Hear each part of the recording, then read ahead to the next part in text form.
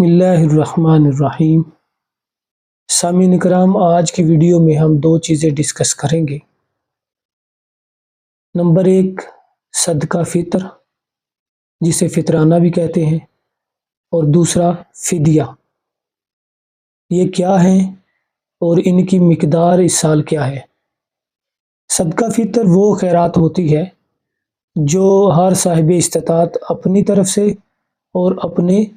زیر کفالت افراد کی طرف سے ادا کرتا ہے، اور فدیہ وہ صدقہ ہوتا ہے کہ جو کوئی ایسا بیمار جو روزے رکھنے کی استطاعت نہ رکھتا ہو، یعنی وہ کسی ایسی بیماری کی وجہ سے بھی ہو سکتا ہے کہ وہ صحت مند ہو کر روزہ نہیں رکھ سکے گا، اس کے لیے بعد میں روزہ قضا کرنا بھی ممکن نہیں ہے، تو ایسے شخص کے لیے فدیہ دینا لازم ہوتا ہے کہ وہ فدیہ دے۔ ان کی مقدار سیم ہے، یعنی جس طرح سے فطرانہ فی بندہ دیا جاتا ہے، اسی طرح سے فی روزہ مقدار جو ہے اس کی ادا کی جاتی ہے۔ اس کی مقدار اس سال 1445 ہجری 2024 رمضان المبارک میں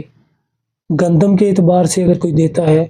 گندم یا گندم کا آٹا، یہ چکی والے آٹے کا ریٹ لیا جاتا ہے، اور مختلف جگہوں سے لے کر جو اوسطاً قیمت ہوتی ہے اس کے اعتبار سے 2 کلو چونکہ مقدار کے برابر آٹا یا گندم دینی ہے یا اس کی قیمت دینی ہے، تو یہ 340 روپے مقرر کی گئی ہے اس سال۔ اس کے بعد اگر کوئی کھجور کے اعتبار سے دینا چاہتا ہے، جو کے اعتبار سے دینا چاہتا ہے، کشمش کے اعتبار سے دینا چاہتا ہے یا پنیر دینا چاہتا ہے، اب گندم کا 2 کلو ہے، اس کے علاوہ باقی ساری آئٹم جو ہیں ان کی 4 کلو ہوتے ہیں،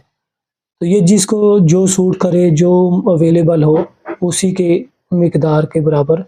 وہ ادائیگی کر سکتا ہے یا اس کی قیمت دے سکتا ہے۔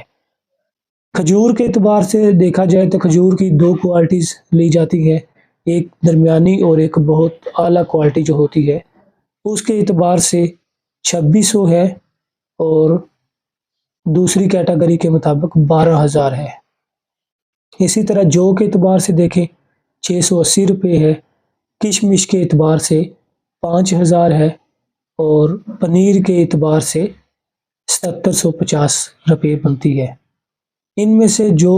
کوئی استطاعت رکھتا ہے کہ جس آئٹم کے مطابق وہ صدقہ فطر یا فدیہ دے سکتا ہے، اسے اسی کے مطابق ادا کرنا چاہیے۔ یعنی جو مال زیادہ نہیں رکھتے ان کے لیے تو گندم یا جو کے اعتبار سے دینا مناسب ہو جائے گا،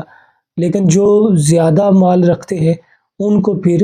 اعلیٰ کوالٹی کھجور یا کشمش کے اعتبار سے یا پنیر کے اعتبار سے، یعنی جو